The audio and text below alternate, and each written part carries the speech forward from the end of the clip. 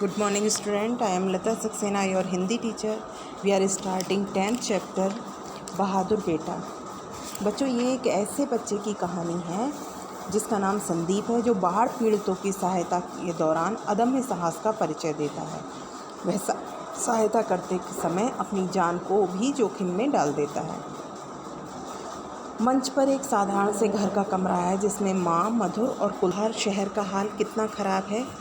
तब माँ कहती है कि हाँ, मैंने सुना आपने कि बाहर बाढ़ आ गई है, लोगों के घर मकान सब डूब गए हैं, जानवर भी ख़त्म हो गए हैं। तो तब मधुर कहती है कि हाँ, मेरे स्कूल में भी ये चर्चा हो रही थी और मास्टर जी ने बताया कि हम इस बुरे हालात में जितनी जिसकी मदद कर सकते हैं हमें करना चाहिए।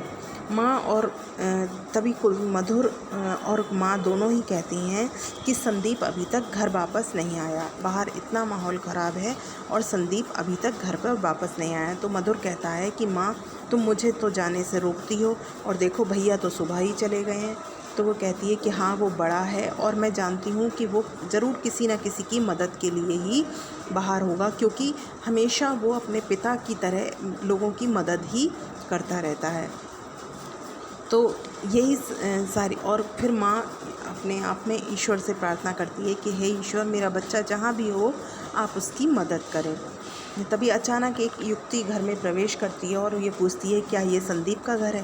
तभी माँ जो है उसको देखकर एकदम चिंतित हो जाती है और पूछती है, लेकिन आप कौन हैं। युवती कहती है कि मैं रेड क्रॉस की सदस्य हूँ, और उन्हीं लोगों की तरफ से मैं यहाँ आई हूँ कि आपके बेटे संदीप ने बाढ़ पीड़ितों की बहुत सहायता की। उनकी वजह से बहुत से लोगों की जान बच पाई, लेकिन अचानक ही उनकी नाव पानी में उलट गई। अच्छा था कि उनको तैरना आता था और लोगों की मदद से उनको बचा लिया गया, लेकिन बहुत ज़्यादा कठिन परिश्रम करने के कारण वो बेहोश हो गए हैं। वो हमारी गाड़ी में बाहर हैं, मैं उनको अभी अंदर लेकर आती हूँ। इस तरह से डॉक्टर उनको, संदीप को देखता है, थोड़ी देर में ही उनको होश आ जाता है।